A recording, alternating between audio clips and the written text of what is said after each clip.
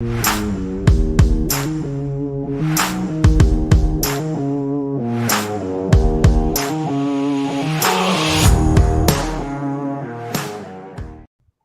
and welcome in to SorareAndrews, brought to you by Sorare Data. I'm Andrew Laird. You can find me as Lairdinho on Sorare. Joined today, as always, by Andy Black, Black on Sorare. Andy, I was just telling you how I was bidding on an auction and I overpaid for it and somebody outbid me. And now I'm never going to get it. And I hate this game and I don't want to play Sorare anymore. You should just sell your gallery. That's exactly what I'm going to do. Want to sell gallery, 240% of SD value, taking offers. Anyway, thank you everybody for joining us. We have a guest today who I was going, when I was writing the description of the video, I was like, he was like a true OG. And then I realized that he joined after you. And I'm like, man, Andy is true OG here. I don't think enough people appreciate how much of an OG you are. Although I did notice, because I went back and saw your first purchase, or at least the oldest card that you have in your gallery, and it's a 2019-20. It's not in 18-19. What do you do? Yeah. So the funny thing there is, I think I looked at my old emails from way back in the day, and when I got invited into the beta group or whatever, or beta, I don't know. I did not initially start playing at all. I just let the account sit there, and then I waited a few months later, and then that's when I got in and started playing. Gotcha.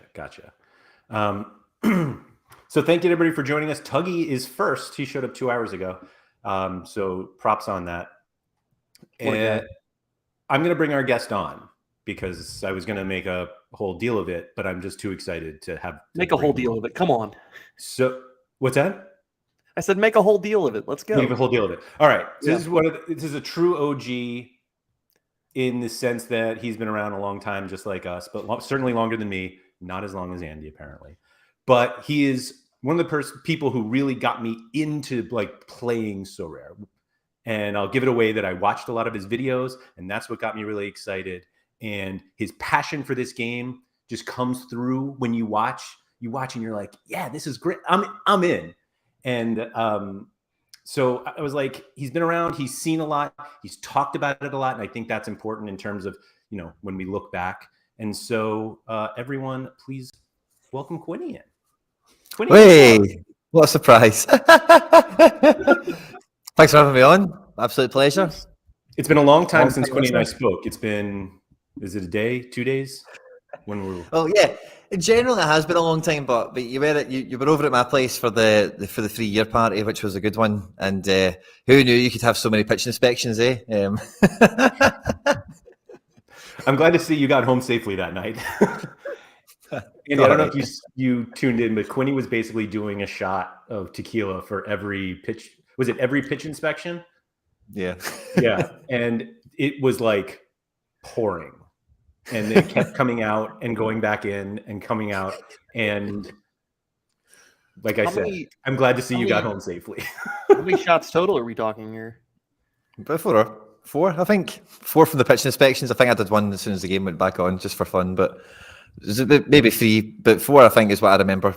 Yeah, I was going to say I think there might have been a few more actually, but how are you feeling? And did at any point did you lose your words or lose your mind a little bit?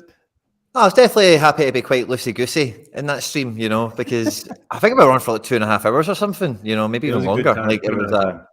It was a mammoth one. I said to Harry afterwards, I was like, Jesus, man, that just totally flew away. We did an hour, and then you come on, and then we were on for an hour and a bit, so it just absolutely ran away. Oh, England had just scored. Ramsey, what a guy. 1-0 England. But yeah, so it was a good night. I got home safe and sound thanks to my Uber driver, Raymond. So that was all 5 good stars fun. for Raymond from the Sorare community, making sure Quinny got home safely. That's it. Before we go any further, I see a bunch of fist bumps in the chat, so that's how you know that Quinny is here. But if everybody remember, like and subscribe, all that good stuff, please.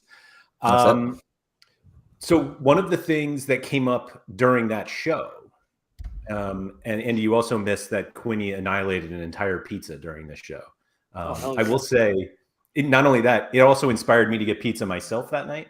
I was like watching him eat pizza, and I was like, man, I really, really need some pizza right now. Did you go with the Jimmer special, or did you get your own brand? I got my no, I did not. I did not. But so Quinny, important question: thin or thick crust? Normal. Over here, the crust selections are thin, original, and deep pan.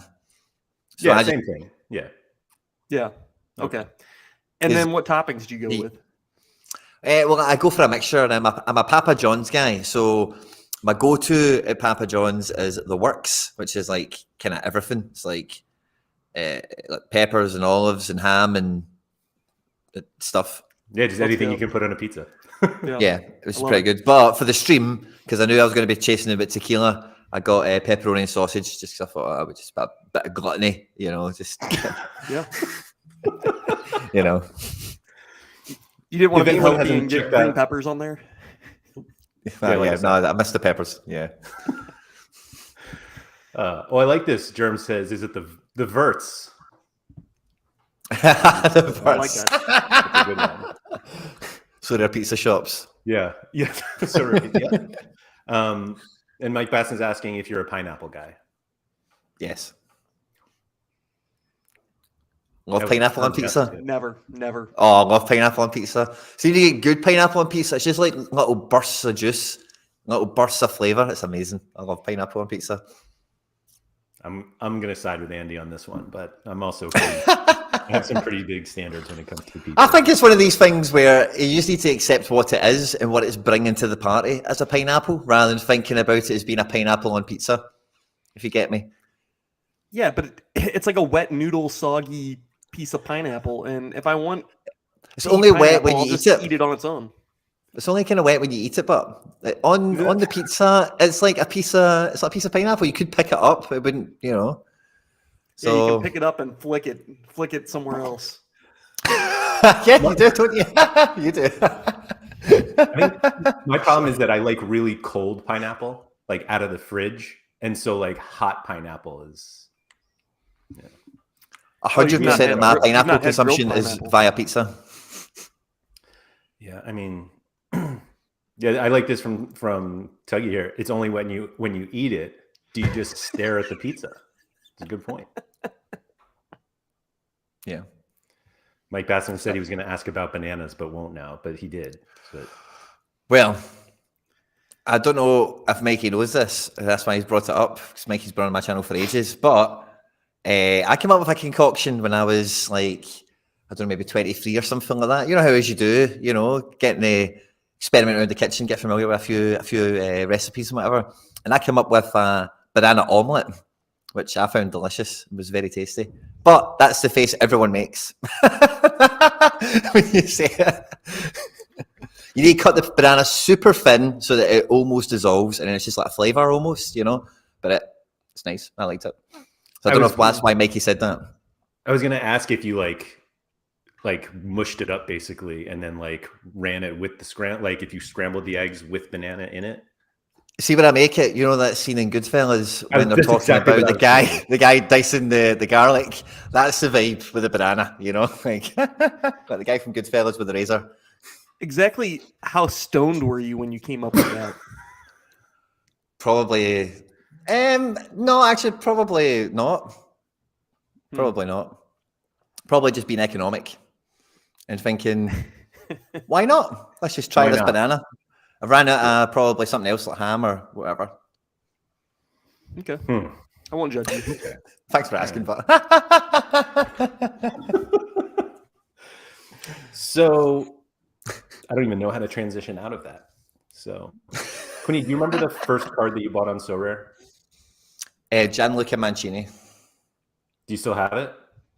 I don't. But I was thinking about it the other day because of the 3-year thing. I can still remember. I could take you to where I was when I bought it. Like I can remember the whole. I can remember virtually the whole thing. Trying to get the money in, thinking, right, okay, just imagine this 50 quid is on fire now. Like it's gone. I've got no idea what's going on here, how this works, what it's even about. But I'm prepared to go out on a limb, and I'll try and buy like 3 or 4 cards or something. And Mancini was the first one I went ahead with on my card and done a card purchase, manager to manager, and done that. So you deposited ETH first? No, not on that one. I'm pretty sure it was, or maybe I did actually. Maybe I did have to. No, I'm pretty sure. I'm pretty sure I put my card in for that one because I was like sketchy about the website. If you remember it back then, it was not. Wasn't like, oh yes, I'll put my bank details into this, no problem. Vibes. It wasn't quite there yet. So I remember just that whole kind of anxiety, trepidation around the whole thing. And then just going and then seeing the card, say, in your gallery and thought, good, right, well, at least I've got the card for my money. I can now, at least I've got that. So I was more worried that I was going to make. Yeah, I think I did actually have to probably, I can't remember the whole process now in terms of that. But I remember being worried about throwing money into the internet and not ending up with the card somehow. Were you into NFTs at all before that? Zero at all. It was only I hadn't even heard of NFTs. And see, the thing as well with that is I didn't have any preconceived notions of it, good, bad, or otherwise. I just had it explained to me through the context of Sorare, and that's why the cards were worth. Because I got it explained to me by Hybe when the first Ronaldo unique went for I don't know what it was, 12,000, 7,000, whatever it was, whatever currency. And then he was explaining to me that's why it's worth that money because of this technology. And that was the only time I'd ever heard of it. And I was like, it just went off in my head straight away. That makes absolute sense. I totally get that. And that's the sort of thing that, I've kind of, other stuff that, I was making content about and trying to, have recreational fun with, had dropped the ball on different areas. That this was just that before Sorare had even started, they were already 15 million miles away of Football Index and Footstock and everything else, in terms of raw fundamentals, that just would make sure that as the game scaled, it wouldn't implode on itself, in theory. I remember I had the total opposite reaction that when I met with Brian O'Hagan, who I think is the growth lead for Sorare, before I joined. And he told me what Sorare was about. He's like, yeah, you buy these cards and you play. And I thought the idea of spending all this money for JPEGs was legitimately insane. And I was like, this is the dumbest idea I've ever heard. And I wasn't into NFTs at all. I had no knowledge of the blockchain. And I met somebody yesterday, Andy knows who it is, from Sorare. And I told him the story. And I was like, it was the dumbest thing I'd ever heard. And he was like, well, were you familiar with the blockchain? And I was like, not really. And he's like, well, that kind of makes me understand why you would think it doesn't make any sense. And so he was like, well, what changed your mind? And I was like, I actually got to the point where I realized it didn't matter if I thought these things had value as long as somebody else did. Because it was if I could sell this thing to somebody, then it's valuable. And I don't even remember what changed where I was like, oh, I do want to own this. And I guess I do. But early on, I'm astonished that I actually stuck around because I thought it was so dumb. I remember you tweeted a couple times real early, and one was I just remember Alphonso Davies. You had commented on how much one of his cards sold for, and I think you tweeted about a couple of cards. Maybe one of them was that Ronaldo or something. I don't know, but and that's when I kind of was like, all right, well, who is this guy? And I saw that you had a RotoWire soccer podcast, and I listened to it, and there was an ad for Sorare in it. Yeah. And I was like, all right, what's going on here? And I think that's kind of how, at one point I reached out to you, but when I heard that ad, I was like, all right, there's some kind of paid partnership, or there's some kind of partnership going on here. What's happening? That's exactly what it was. And that's why I met with Brian because they wanted to basically, they sponsored our podcast as an advertising thing. And he was like, I'd love to sit down and tell you about Sorare. I was like, okay. And we met. It was for an hour. And I remember ending the call and just being like, this is stupid. This is really stupid. I can't believe they think this is a business. And they're like, good luck I'll take their money. Good luck to them. Right. When you're in the fantasy sports, particularly in daily fantasy sports, the number of companies that started spent all this money to get users and then just disappeared. It's a long list. And I just assumed Sorare was going to be on the list because I was like, who is going to pay money for JPEGs? And then I bought some, and then I did it. For sure. But I just remember one of my favorite things about the site back then was, which I think like a lot of newer people just cannot believe this, but there were a good number of auctions that went unbid on. That like they were literally cards, and every user on the platform was like, I'm going to pass on that. And that obviously doesn't happen now. And we had a lot fewer auctions too. They were like every 3 minutes or so. And yet there were still some that it was like, nah, I'm good. And it's a little different now. That was lovely. Back for some of those auctions. Like, again, I've been down memory lane a few times over the last week or so. And on that note, like I can remember again, like quite vividly, like buying a guy who's now got cards again. He plays in Bundesliga 2, and he's not too bad. But his name is Mats Daly, and it's one of these Norwegian names. So it's like the A and the E are like joined together, kind of thing. Yeah, you maybe know him. He had some cards for a while, but I remember buying him on the auction and thinking, oh wow, it's like maybe 5 minutes ago. I was like, nobody's bid on this yet. It's like, oh, I kind of know this guy. Maybe he'll be okay. And I maybe paid like, I don't know, like 12 quid for him or something. It wasn't much, you know. I was like, oh, that was really good. Not that many people were on that auction because I think he will be pretty good for me. I think he did one good score and I felt validated with him, but he was ultimately pretty rubbish. But even that Kieran Trippier that I got, like I sold it obviously last December, and for anyone that didn't really see it or whatever, I got that on an auction for 25 quid.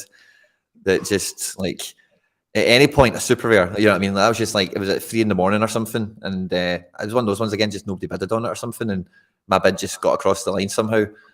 And yeah, how far removed are we from that? That's wild. That is absolutely wild.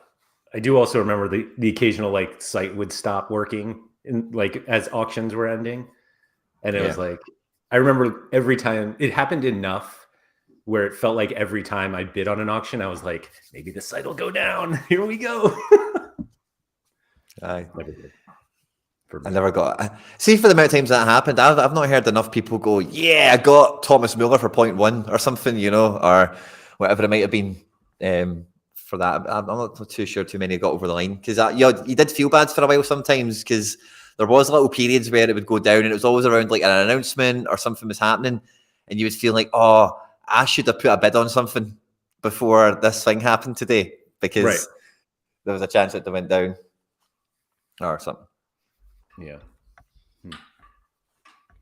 Andy, how long was it between you said that you joined and then you started like actually buying cards? Oh, you muted yourself. You're muted. No, nobody can. There we go. Sorry about that.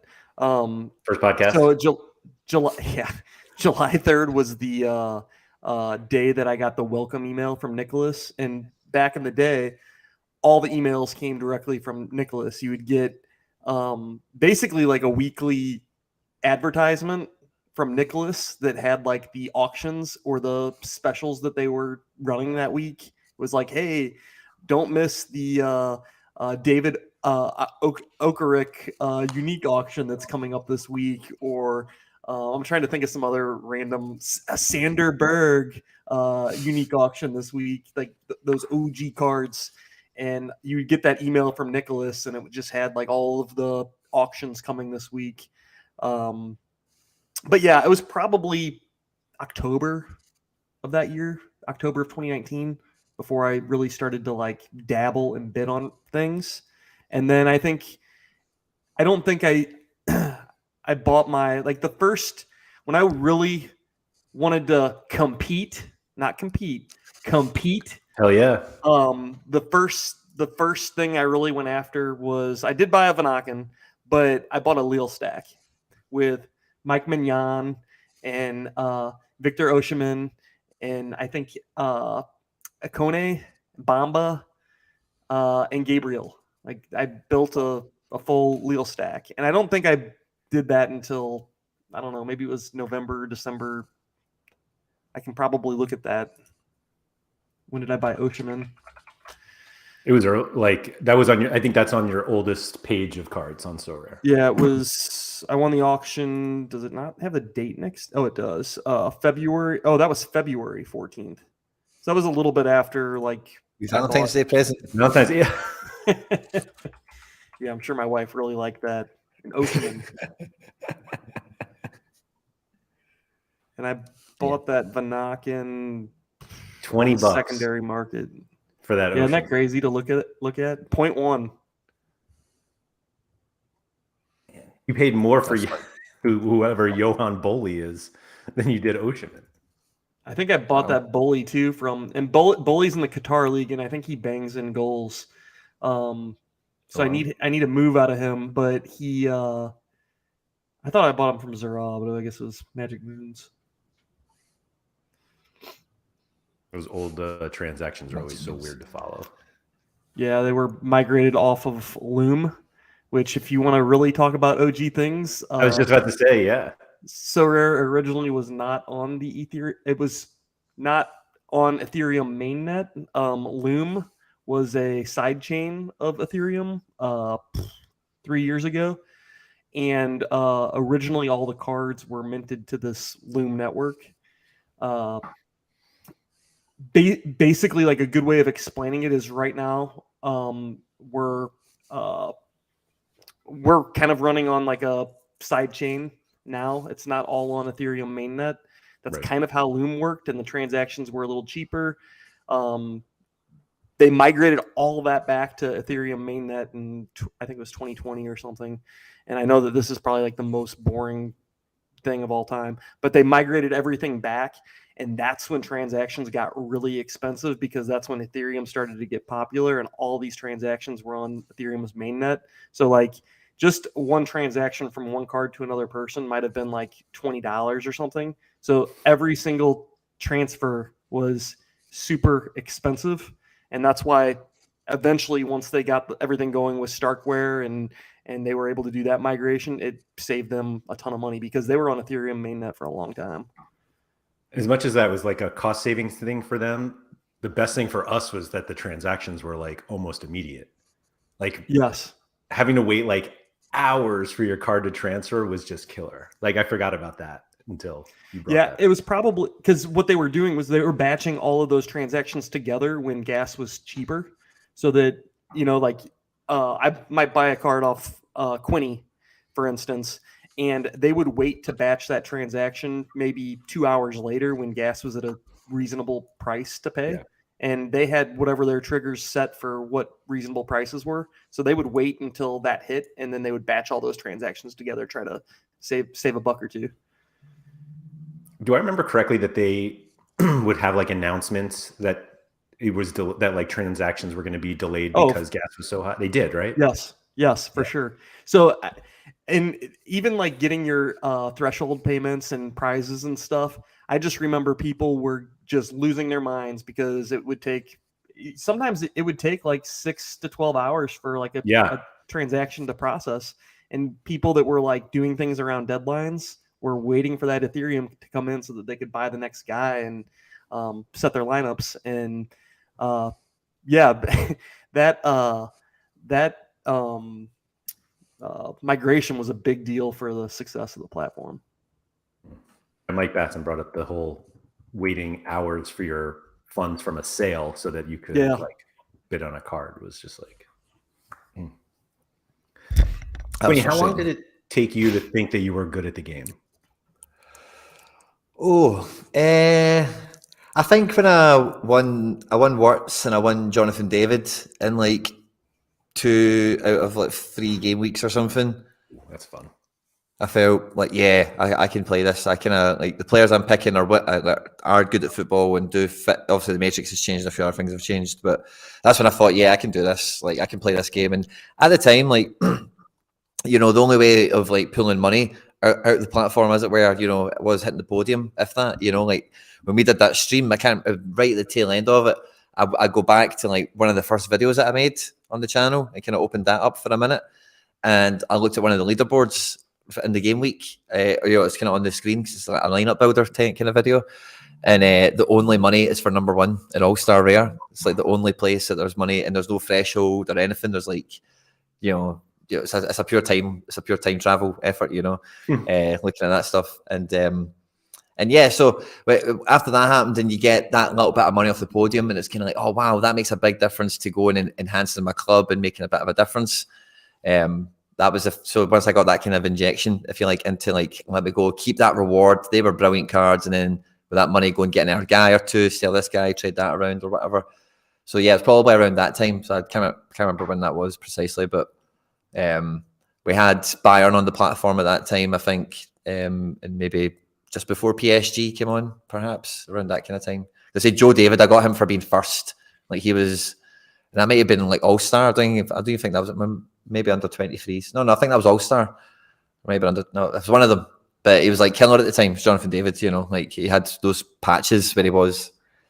He is good, he was very good. But back then there was less options. So Jonathan David was like the only guy along with Osman and he was just smashing in goals at, where was he, at Ghent?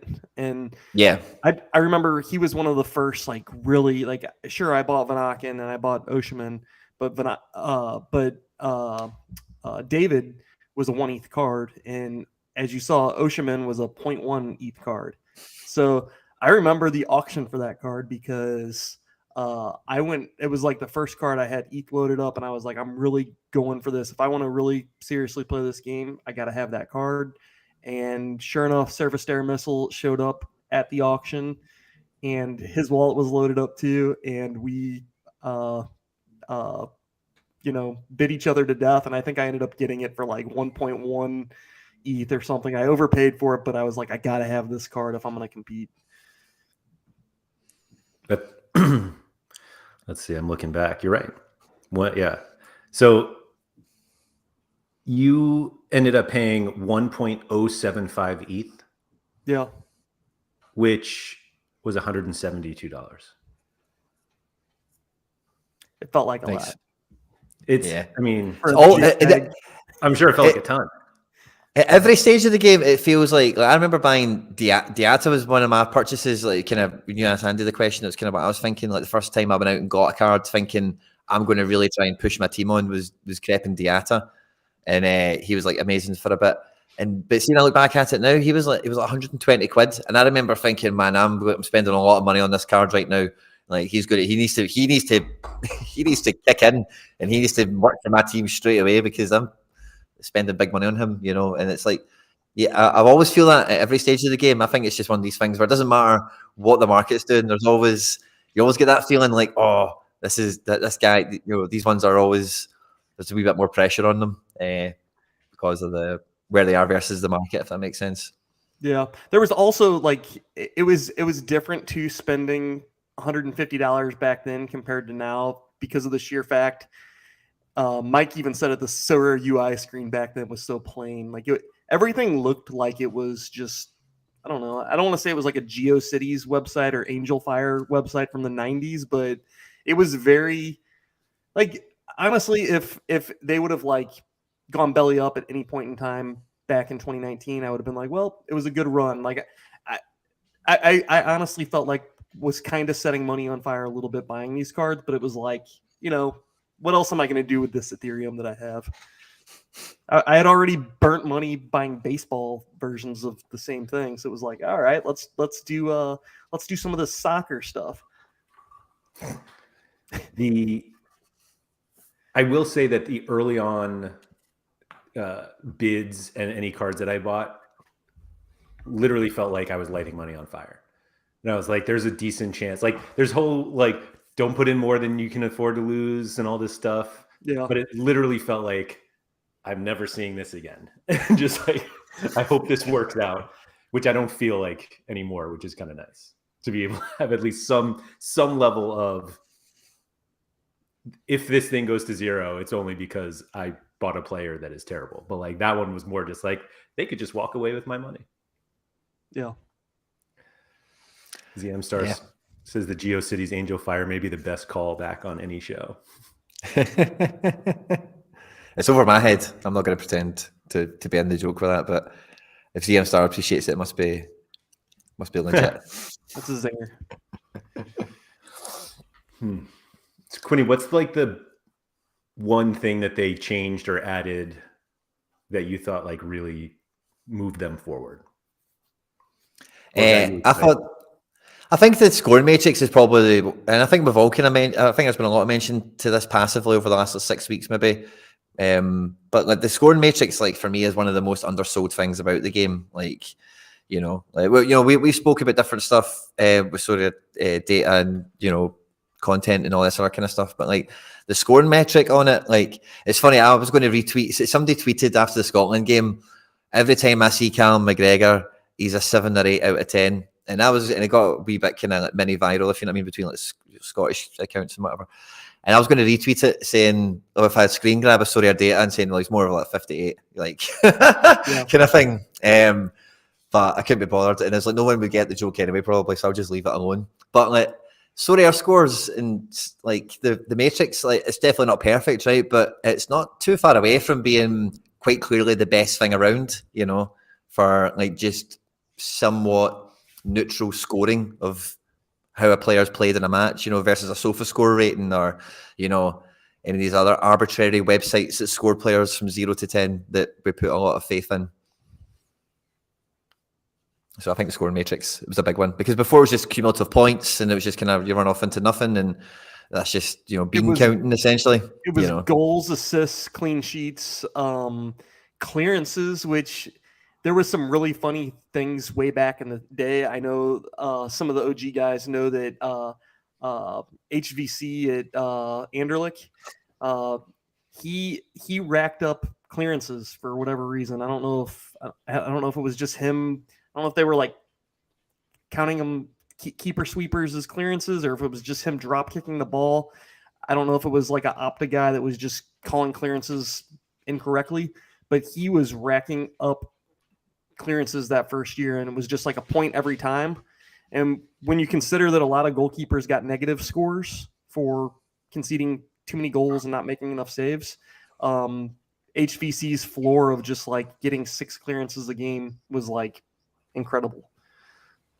I remember, so I came in after the whole like XP budget or whatever you guys had to deal with. Like what was you had to have a max or maximum number of XP? It was like a cap, wasn't it? But it was like, as in XP wasn't XP, it was like a multiplier kind of thing. So Rare started at 7 and Super Rares were a bit higher. Power. Yeah. And yeah, so Rares started at 7.2x and they would go up to like 12% or something. And in a rare division, you had to keep your team under 42 power. So if you look at just like, let's say that the average of your team was 8, that would get you to 40. But seeing as they go from 7.2x all the way up to like 11 or 12, if you want to play Vanaken in a lineup that is like that you've been not boosting, but you've been like using a lot, and he's up to like 10% or 10x power, you'd have to put him in a lineup with a common card that was only like 2x or 2.5x. And that was like the big strategies. You played a common goalkeeper with like really high powered outfield players, and that would get you close to that 42x and not really have to worry about buying a goalkeeper. One of my favorite things about this game is the simplicity of it, and like it's a very complex matrix. Like if you really want to like look down into the points of everything, but like fundamentally it's like, here are your 5 players and they'll score whatever. That sounds awful, like the power caps. And I don't know, it's almost like they went out of their way to oversimplify the game. And it's not that it's simple, but like, here are your players, here's XP. Obviously we have collection stuff now, but it just seems like they were like, all right, this is just way too complicated. Let's make it easy. And that was like my favorite thing about the game itself, is that fundamentally it's pretty easy. So with that, they lost so much money doing that because people were trading cards. Like I would trade I could have traded my Jonathan David with someone else to get a lower XP so that I could actually fit him into the division. So there was a lot of that going on. And then you want to talk about like simplicity, like the original design of the game. They were talking about doing all of these like popularity I forget. They had a term for it, and it was like if everybody's using Vanaken, then the number of once the number of people hits a certain number, you get penalized. So it rewarded you for using players that were like, and this never actually made it into the game. This was like in the white paper for the game, but so let's say 100 people used Vanaken, there might be like a 1% penalty against his score. But if like 3 people used a certain player, it would not penalize that player because you were scouting better or whatever. And thank God that didn't make it in the game. Yeah, agreed. Joe Greasy said, and after all this, we're still missing shitulars. Not far away, but not far away. It's definitely a special weekly that's going to be that one day. You know they've got that up their sleeve. It's an easy one for them to pull out if they want to do something a wee bit left field. I can see it within a season. I can see it. So many special weeklies for them to do. It may be unpopular from like a licensing perspective to where they're telling clubs that we also have this game where, all your rubbish players are going to be worth so much money. We're going to reward users for all of your players that are horrible. I think there are nicer words they can use. They probably can word that better. They need a PR guy. Yeah, it's a Dino Hodich special. That's all. Although he's getting a transfer soon, so. We had a really interesting question on the stream the other night, and it was like players you regretted buying or selling and that kind of thing. And I was thinking after the stream, the one player I actually 100% regret not buying a long time ago is probably Griezmann, because he's been on the platform forever, man. And he's like kind of like an ambassador guy as well, and he's quality.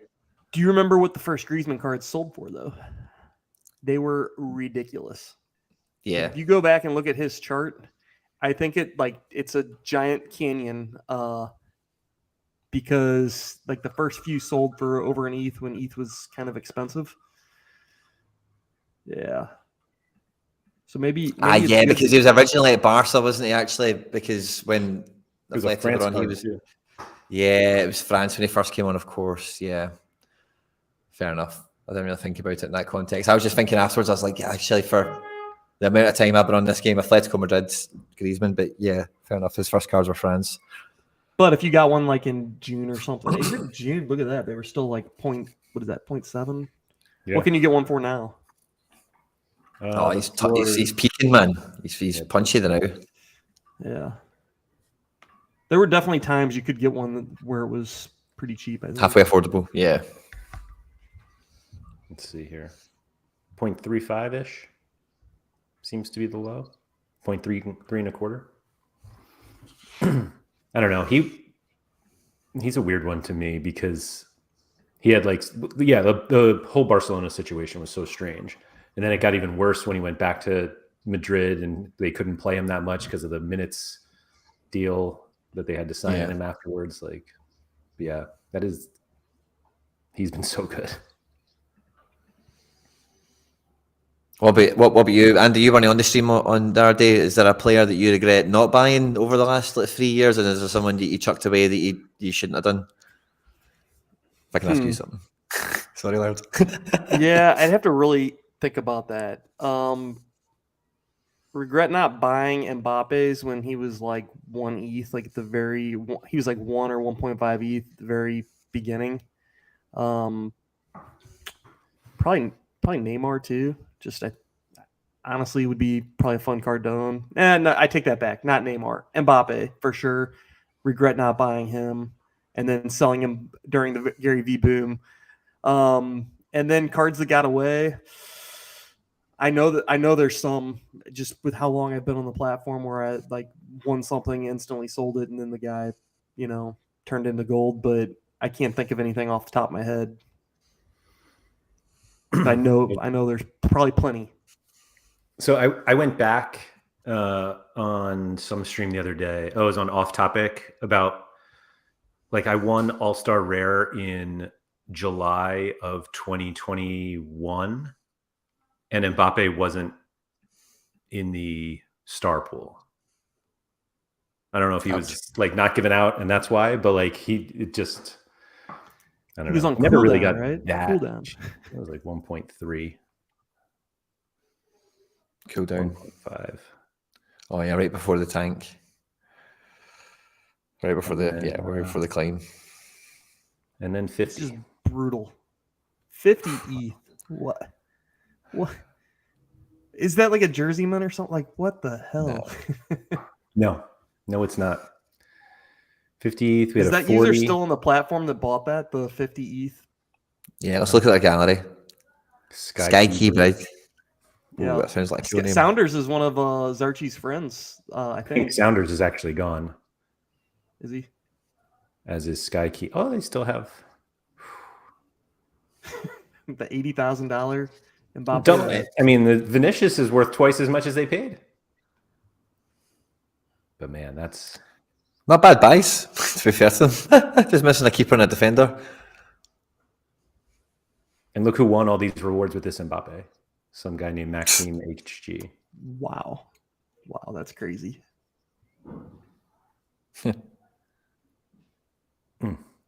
I think I remember this when he sold.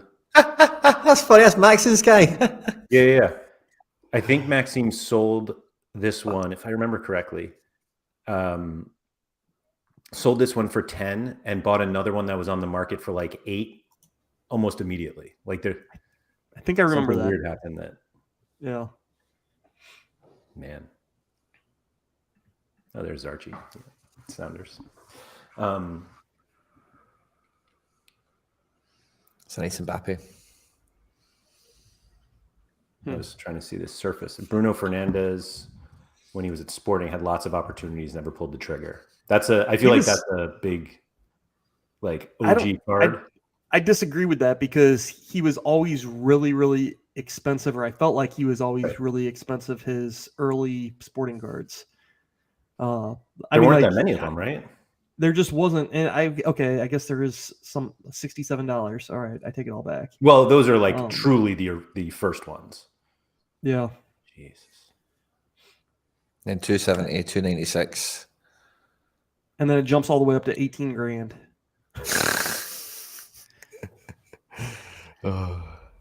And I love how you can slowly tell when they're announcing the EPL. I mean, he's still a great card. But yeah. Oh, yeah, for sure. Bruno's a good one. It's obviously it's hindsight, but it's wild to me that there was a time that we thought like $16,000 was okay for a rare card. Or somebody. Yeah. It just seems like so much money. I mean, when you can win an Mbappe that's worth 50 ETH, I mean, it's a great investment. Good point. Yeah, great investment. Oof. Not an investment. Come on now. It's like a Man United Romulo situation at the time, but as well, he's only got like 8 cards or whatever. So it's like ultimate, ace in the hole kind of situation, isn't it? Like that De Bruyne, like we're talking about Max. Max has had a Belgium De Bruyne for a while and did very well with that, against the field until recently. Obviously there's more of them now. So those cards, man, they kind of had something else in that respect. Even though there's less kind of money on, there's less in terms of the podium payout or the podium payouts or even the prize pots, and there's less cards going. When that Bruno goes for that price, it is going to be around the same time that you just seen Mbappe going for 50 or whatever. It's probably the same time period. So, yeah, it's always in scale. Some of this stuff, scales have went mental, and then they go. They've went up and down, but everything kind of stays within its own little range, if that makes sense, in a kind of relative way to one another, if that makes any sense. Did Bruno just was the United transfer like shortly after he got Sporting cards? Is that why there are not that many of them? Was that the timing? Yeah. It was literally like weeks. Like the announcement of adding Sporting and him going to Man U was like very, very short. Gotcha.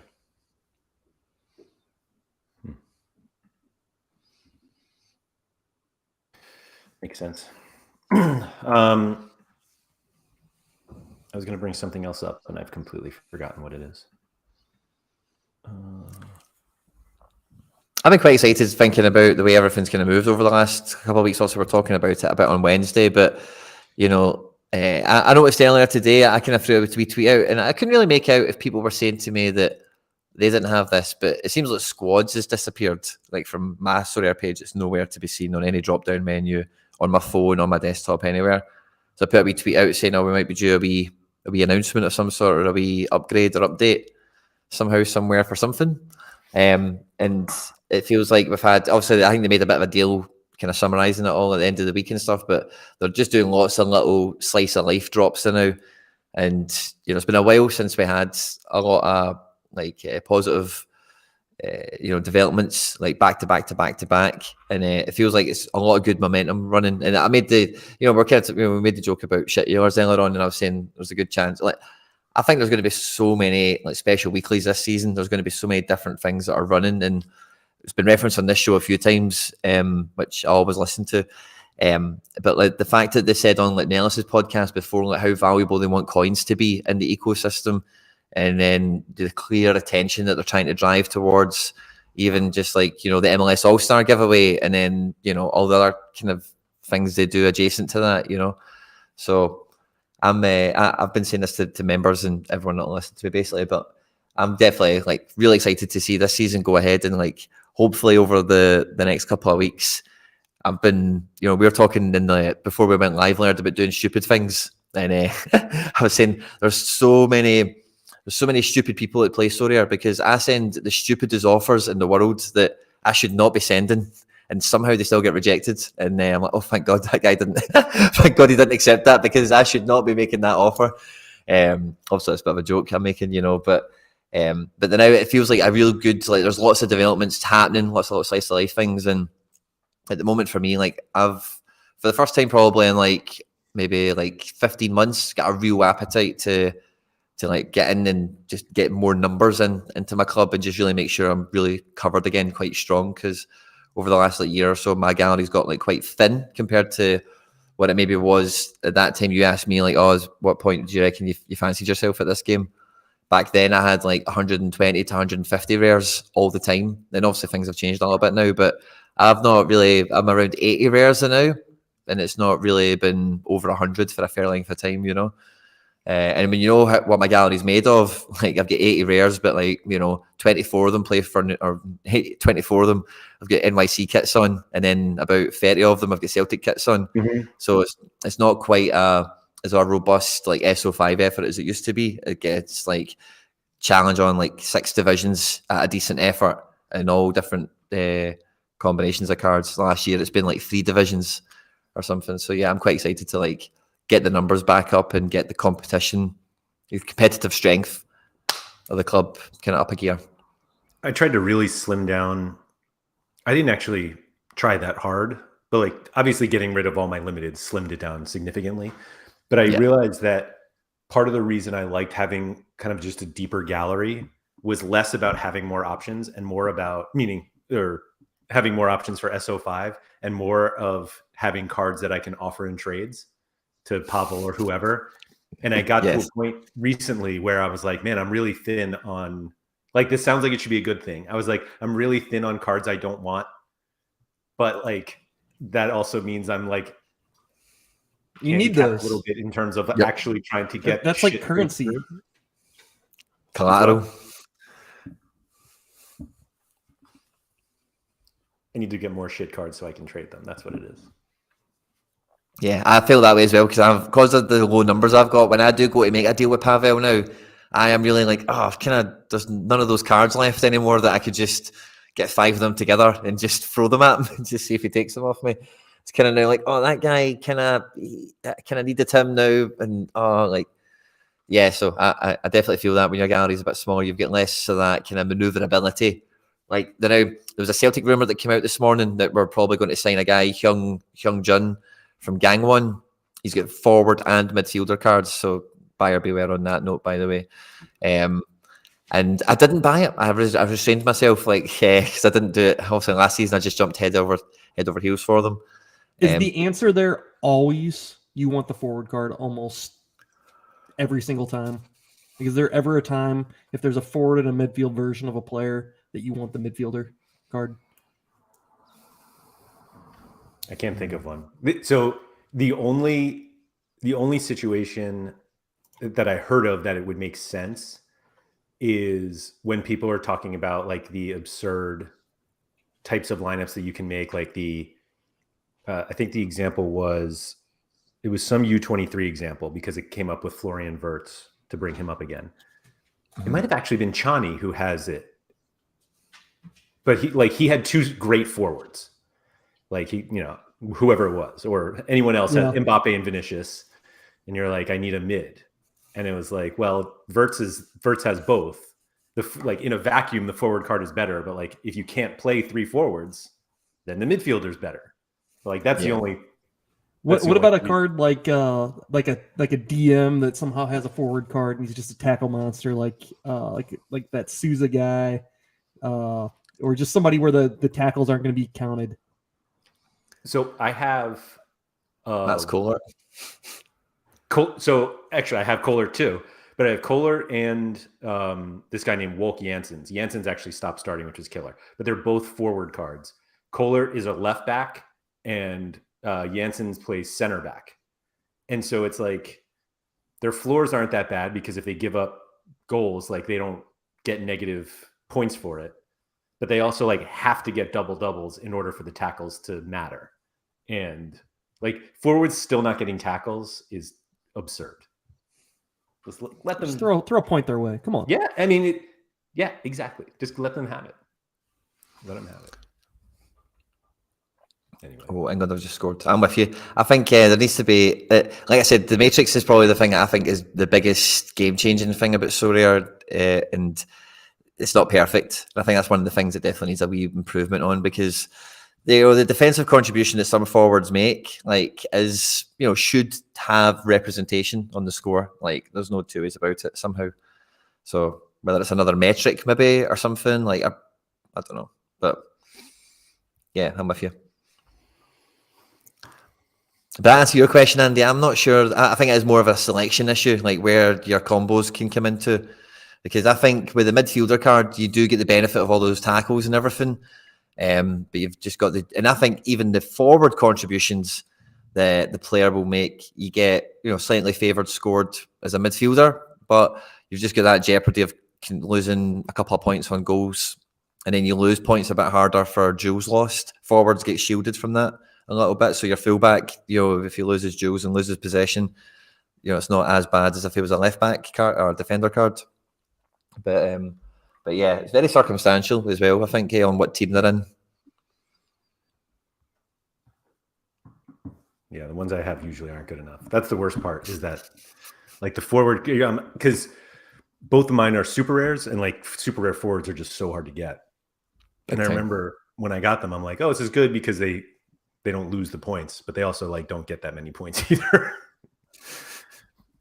Not my finest moments on Sorare. But they're quite safe in a way. They're very, those mispositioned cards. You always come across them because you're looking for something, and you think, oh, this could be, it's almost like cheating in a weird way. It's almost like a shortcut you think you've found. But very often do they properly like kick in.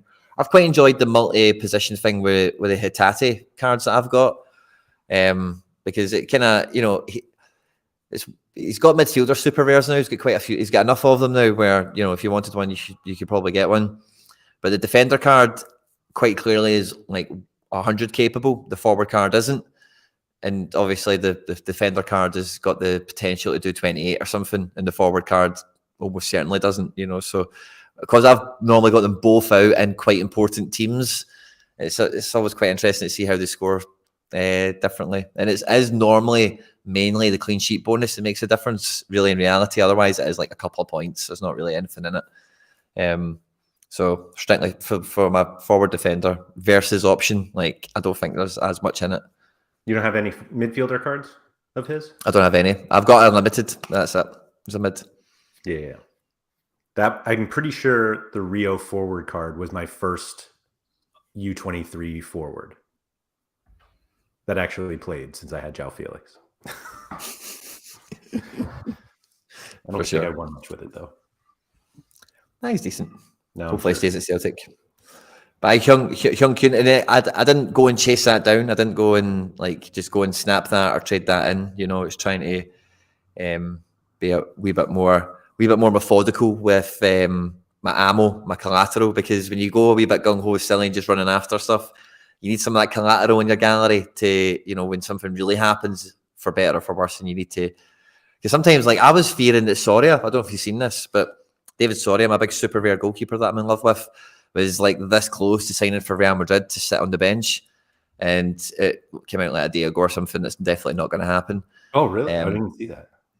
Well, it seems like it's definitely not going to happen. But yeah, that's the latest. So there is developments that Getafe are not letting it go to Real Madrid. So that's great. But when that happens, I'm also thinking maybe about Dad maybe need to wrap him up with some stuff and take him to Pavel in a basket. Kind of hide him a wee bit. Not that I would do that, Pavel, but but if you've not got some of that stuff, it makes it harder to make some of those deals happen. Then that kind of emergency situation of your key goalkeeper is about to go sit on the bench for 3 years somewhere for a big pay packet or Red X himself into Saudi. So yeah, having collateral in your club is definitely an undervalued kind of element of squad building or club building. Speaking of where we've look how far we've come. Is Saudi coming next? No. I think it probably will, but I don't think Sorare are going to. I don't think they've got any person who could probably go and pursue that. If you know what I mean, go and really go in action that. I don't know. I'm really talking out of turn. I don't know anything about the internal workings, but everything seems very focused and everyone all hands to the pump towards the new season and everything that they're pushing towards. I seen reference to someone mentioned the whole Champion Euro, Holland's down the top 5 stuff. I think we spoke about it on a podcast somewhere. You guys probably have as well. But I seen a tweet back from Paul on Twitter, and he was saying we're not even looking, at this kind of thing at all. It's not even anywhere near a radar at all. So, even just reading into that, I just get the sentiment that they're just looking forward at everything that they've had on their roadmap and their big plans, really probably since the turn of the year, when they knew they were going to sign the Premier League, and they're probably then going to run towards the beginning of this season as their launch to market, as it were. So I think this Saudi thing is probably not even going to come onto Sorare's radar until, in my opinion, October or something. They might look at it and go, right, well, let's go and have a meeting with somebody or do something. But what do I know? I think it's really tough for them to make a decision now because we've seen all of these players linked, but not that many have actually signed yet. And so you don't want to add this and then all of a sudden not many of them go. And then you have all this coverage for nothing. And there's two different things that we're talking about here. Coverage, just getting Opta coverage, and actually minting cards and selling cards from that league and getting that partnership. Yeah, so there are 4 teams in the league. What are there, 12 total? And 4 of them are owned by the government. And so those are the ones that are heavily funded. And a lot of people have been talking about how those teams are just so much, they're going to just wax the rest of them and it's going to be really lopsided. But some of the Bundesliga is like that, we have leagues on the platform that do it. Most leagues are. Right. Yeah, exactly. Most leagues are. I don't think those games are going to end up being 9-0. It just, maybe I'm wrong, but it just doesn't feel like it's that big of a quality difference. But again, we haven't seen who's actually going. I have a couple cards that are linked that haven't gone yet, whose values have absolutely tanked. Actually, I got rid of one today in one of the dumbest trades I've ever made, as I was telling Andy before this show. I pulled a reverse Pavel and traded 2 cards for 10. It looked like he was trying to get one over on me, even though I proposed it. That's one of those Quinny that if it had been rejected, I would have been whew, thank goodness. But it was instantly accepted, and I was oh shit, here we go. Yeah, instantly accepted is usually much worse. It's much shit, what much, did I do? Yeah, this is the deal I'm proposing. This is, I think, and I feel a lot of times whenever you propose a deal to Pavel, you have to get in your mind, I'm gonna have to pay more than this, because he almost never just accepts. And then when you just accept, he just accepts. like, yeah, I way overpaid on this one. But where was I going with that? Oh, so that's one card that like could leave. I traded Selemani, so he like might leave. But like I said, like because we don't know the list yet, it's not worth like automatically adding them. And Germ brought this point up. Does Saudi come before Liga MX, Brazil, Portugal, and Argentina, which they don't have full licenses for? I'm not sure. Like, would you prefer the bottom 3/4 of the Primeira Liga in Portugal than the top 4 in Saudi Arabia? Like, realistically, those are not cards we want. They're just like more cards on the platform, which every time they add a new league or a new team, everyone's like, oh, so many cards now. The auction, like too many auctions, like people get pissed. And oh yeah, Mike's saying they don't even have a full Ligue 1 yet. So it's just like, I don't know. Like, I think there's actually more than just like, yes, they should add Saudi Arabia. Like, I'm not sure they really need to add any clubs right now, like to add cards.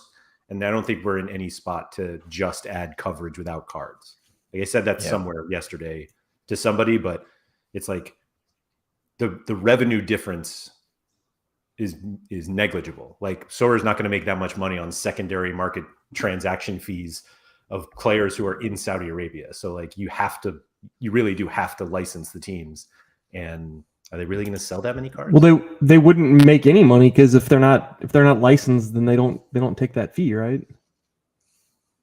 Oh, good point. I think there's no fees. Yeah, so they would make no money unless the market no, would get diluted. I think that the team that unless is it's that Juventus, is it Juventus? You know, so then the Ronaldo cards because it's a Juventus linked association, maybe. But I think you're onto something, Black. I'm definitely with you, but I don't know how it works. Either way, they're not making that much money, and they're diluting the entire market, so they probably lose money in the grand scheme of things. Yeah. I don't know. There just hasn't been enough like sure things yet for us to have any sort of opinion. And somebody, who is it? Oh, Mike, saying it's actually sensible for them to take a back seat on Saudi and see whether it has longevity. Yeah. Longevity in Sorare is not an easy thing, though. I think there's space if there is to be any new. Like I would, of that list that was on screen a second ago, I would love to see like the top 6 of Brazil get filled out really more than most other things that were available, like the rest of Portugal or this or that. You know, like the couple of clubs that are missing, the big ones in Brazil, like probably should be on. Because even Argentina, like see as soon as you get River, Boca, and then 3 or 4 other teams, you couldn't care less if their whole division's on. That's kind of enough. Like, you know, River, Boca is probably too little. And again, like the whole division is maybe a bit much. And Brazil's that as way as well. But we've got more rubbish clubs in Brazil, you know, the greatest respect to them, you know, and the just importance of world football than we do the Flamengos, the Fluminenses, and the Santoses. You know, we've only got Corinthians in that respect. And I know Atletico Mineiro have been good recently, but we don't have them anymore. Well, there you go. You know, so I'd rather see Brazil get filled out in that respect. But I think Champion Asia is probably the only space where it could use a wee A-League. It could use a wee Saudi top-up. It could use something in there just to spice it because it is, like, you know, it's a pretty limp region in terms of, like, no, I know people play it. There's great prizes in it, good money paid out, all the rest of it. But not many people get that excited to play it. Like, go, oh, I'm going to build a Champion Asia team and I can't wait to go and potentially win this 35-year-old Brazilian guy, maybe. You know, like, it needs a wee bit of a better peak prize. Like if you win Champion America, like, you know, you've got Mukhtars, you've got some real good stars in there, and you've always got that random, you know, wonder kid factor in that region. You do get that in Asia as well, don't get me wrong. But I think if there was more coverage to come on, if it benefited Champion Asia, I think in the Sorare like sphere of all this stuff, it might not like change the market or distort the market as much as other licenses have in the past. A few people have brought this up. I think Surface was the first. Maybe they can strike a deal with Saudi Arabia where they pay Sorare for the licensing instead of vice versa. That'd be fun. I made that joke. I made a joke about it the other day on Twitter that I'm excited for the Game Week 400 Saudi Arabia, or I don't even know what they call their league. Saudi Premier League, Saudi Pro League. The Saudi Pro League special weekly where you have to hit 4 points and everybody gets 5 ETH. That's what I want for the threshold. They'll just pay us all off and be like, oh yeah, just pay all the users off. That's how much Sorare. And we'll put it back in. Oh, that'd be great. Yeah. I go get my Sylvia Long back. I've seen, who is it? Techers. Hello, Techers, by the way. Says better to have the A-League fully licensed in Saudi coverage. I'm in on that. Yeah. That's fine with me. I have also seen this other point that he brought up. The Saudi Public Investment Fund invests in Sorare via SoftBank Vision Fund, which I don't think they have any like connection directly to Sorare. So I don't think there's anything there. I think SoftBank, I've see what Techers has said there, see from people I know that kind of deal with finances and stuff like that, they've told me that those people are like how Saudi Arabia like, invest in places and stuff like that, if you know what I mean, like they are like a vehicle for them in a sense. So if Techers is saying that, then I can say he's probably onto something. Maybe. Quinny, would you want Rangers? Nah. No.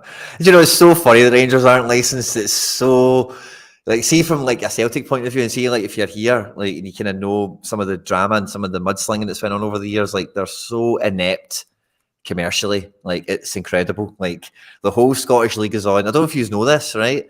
The whole Scottish League's on, and I know that it's public. This was in like Scottish newspapers. This kind of part of it of what I'm going to tell you is. But obviously I've met Dan and stuff like that, and it's just been funny to hear their side of things. But like they had the whole SPFL license to go, and Rangers had an exclusive NFT licensing deal with a company called, and this is the part that was like in the papers around here, called Sportimon. It's the same way you would spell Pokemon, but sport instead of, and I don't even know what it was, right? But they signed an exclusive deal with them, and then so they're, so then when they check it out, this exclusivity deal, it comes out in the washing, as they say, like, you can't, so Rangers are in it. And then since then, I know again, just from being in Glasgow, Rangers have like sacked 2 commercial directors, like in the last 2 years or something. So the guy who's definitely meant to be dealing with Sorare and trying to get cards on the platform is like, the guy that does that job has always been rubbish or just been sacked or, whatever. So the whole Rangers situation is just, it's more funny than anything. They're missing out on so much money because Tavernier would sell for a bucket of money, so with a bunch of their other players, and they're just so... I wonder how much money some of these clubs actually get back out of these deals. I don't imagine it's like that much. See, for Scottish clubs, mate, it'll be significant. Like, yeah, it'll be significant, man. Yeah, if you think about it, like, because like Scottish clubs, like, and I'm pretty sure it'll be quite similar for Austria, for the bottom end, Belgium and Holland. Certainly, I would Croatia, 100% will be like this. But like, your season book revenue and your shirt revenue is like the lifeblood of the club. TV money is next to bugger all. You probably spend that on your player wages and maybe some transfer fees. But what keeps the club actually functioning is shirts and that. So even if you're like, I don't know, like I'm trying to think of a good example this season who sold for lots of money and were good stacks, but in Scotland. But I know like Dylan, we're all kind of, everyone like Dylan Levitt, people like Leighton Clarkson or whatever. But if you start to see a lot of Celtic cards went for a lot of money, but the Celtic money from Sorare probably doesn't make as big a difference to Celtic because they're a bigger team. But the smaller clubs, man, if they get an extra like 80 grand, that's a whole new player. You know what I mean? That they could for a year, that's the kind of wages you get in Scotland for playing football. It's not, that's, I'm kind of babbling now, but I think you know what I mean. Like, sure. Even if it's not that much for some of these clubs, man, I think it would be proper revenue. What do you guys think of this from Nanzo that said, if there is Opta coverage, Sorare should make best endeavors to score the league. Max card utility should always be the mantra, if you will.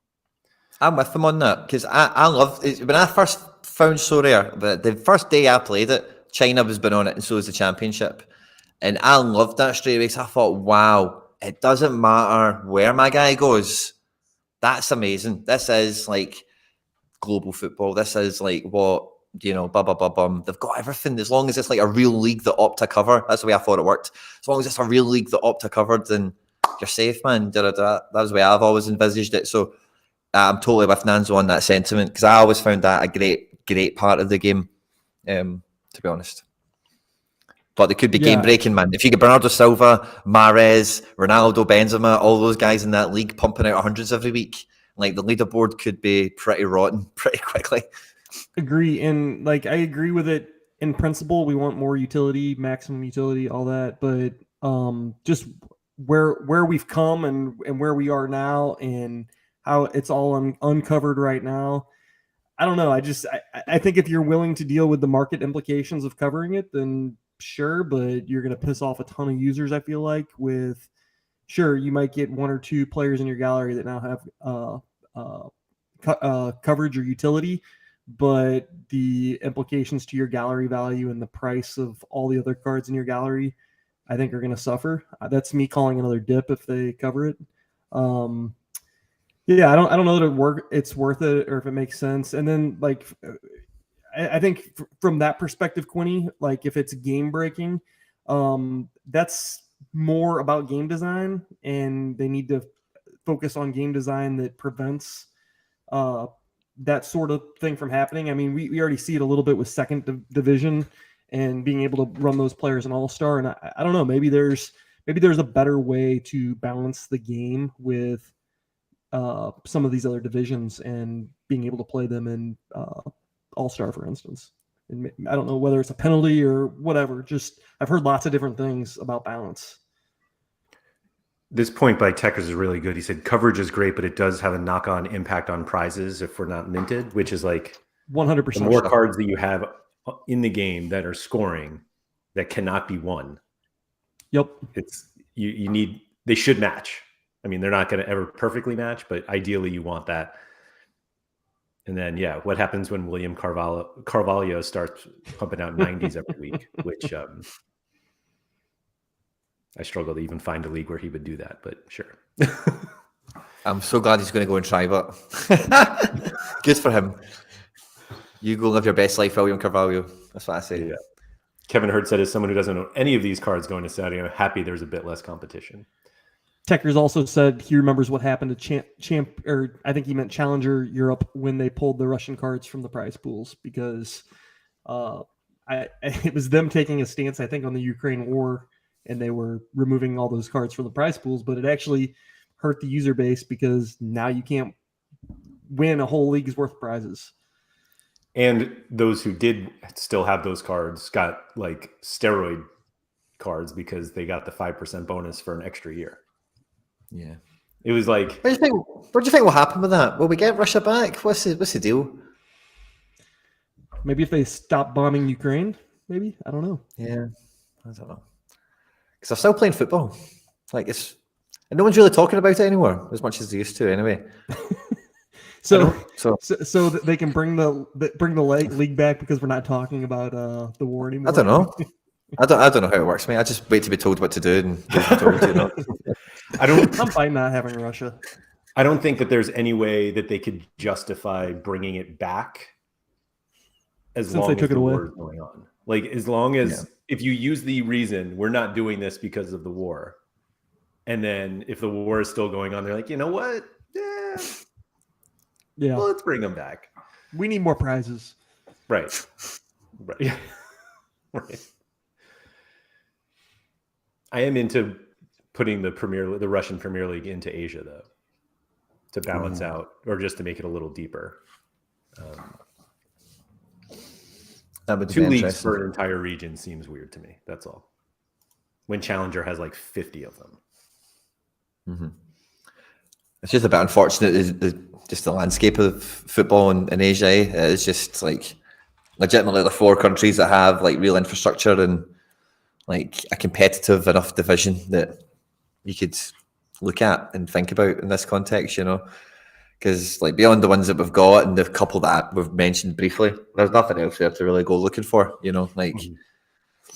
So yeah, it's just been unfortunate in that sense. But I have always enjoyed the fact that All-Star is the hardcore competition. Anything goes, and that's became a bit more obvious since we've had cap modes and stuff like that.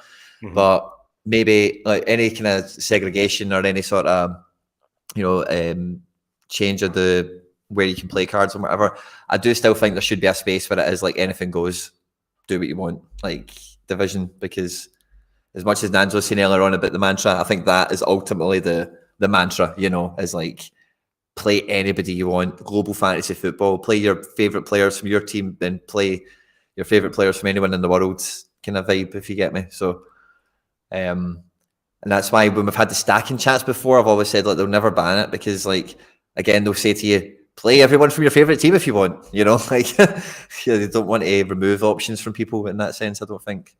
So I like All-Star being hardcore, if you know what I mean. That's just all the XP's on, play MD you want, play all the smashers, captain whoever you want, and hey, if you can get into the top ranks, and fair play to you, but it's going to be a bloodbath, you know. Love it. No, I agree. I agree.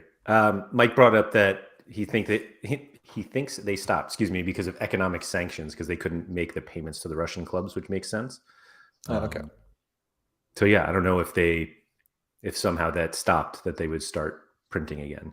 There's a small part of me thinks that they would start printing them immediately, flood the market with Russian Premier League cards.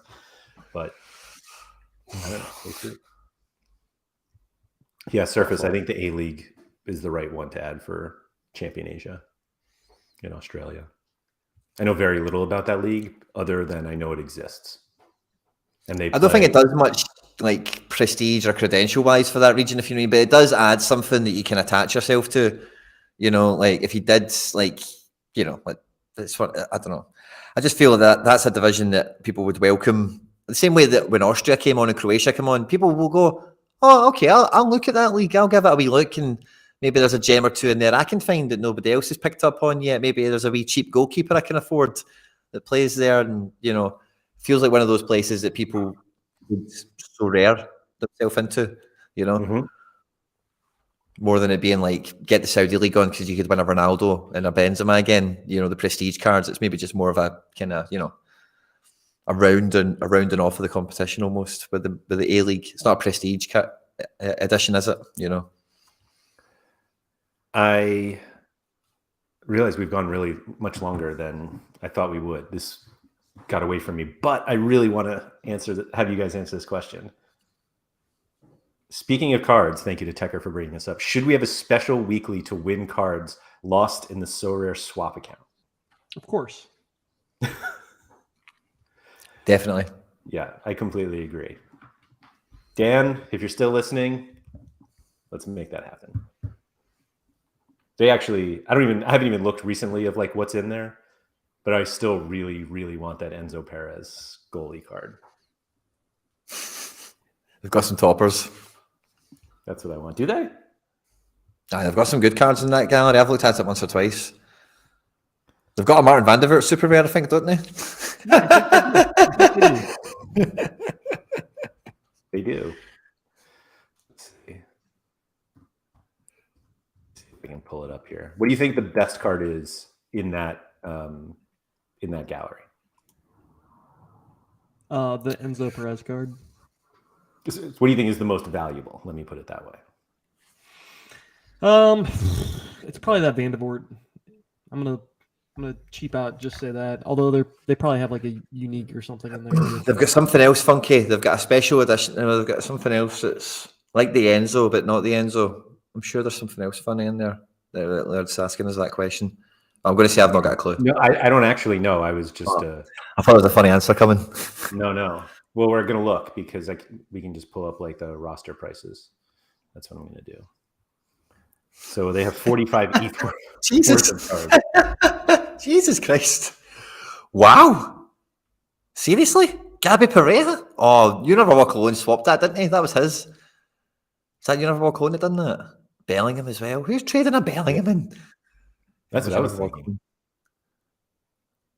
He got that for a tier 1 super, I think. Or maybe it was a star. If it was a star, I could be upset by Gabby Pereira, but I think if it's a tier 1, you take that, no bother, eh? We can find out. Jude. Gabby Pereira. Page will probably take for. It was recent too, wasn't it? Yeah. Recent enough, aye. There we go. Oh, it was a star. Yeah, okay, fair enough. That's a bit naff for a star. You got a Pedri. I remember that Reynoso super rare. I mean, they could really compete in U23 here. They've got a Van der Voort super rare, Bellingham, Pedri, Schlotterbeck. Florentino Luis, Matoma. Jesus Christ, man. They were obviously handing out Manuel Neuer cards when he was injured because there was like 3 or 4 in a row there. Yep, buy low too. This would be a great prize pool for a special weekly. Right? Not the Aidan McGeady. Not the Aidan McGeady, but you don't want to win that. Dude, here's the deal though. People would complain about winning some of the cards in here and they would try to swap them back. So Swap. I don't know. I think they definitely need to do that. Absolutely. This would be a great prize pool. How many cards have they got? I know it's 50 ETH or something's worth, but how many cards is it? 321 rares. Wow. 42 super rares. That's a chunky prize pool. if you win a card out of here, and it meets the conditions for a swap, you get a swap. Nah. This is take it or get to fuck. You can give it back, yeah. Police was asking how it had 6 winning lineups, so there you go. Looks like it was some national Test. Global Cup Test account. tests. Yeah, I think they should definitely do that. Absolutely.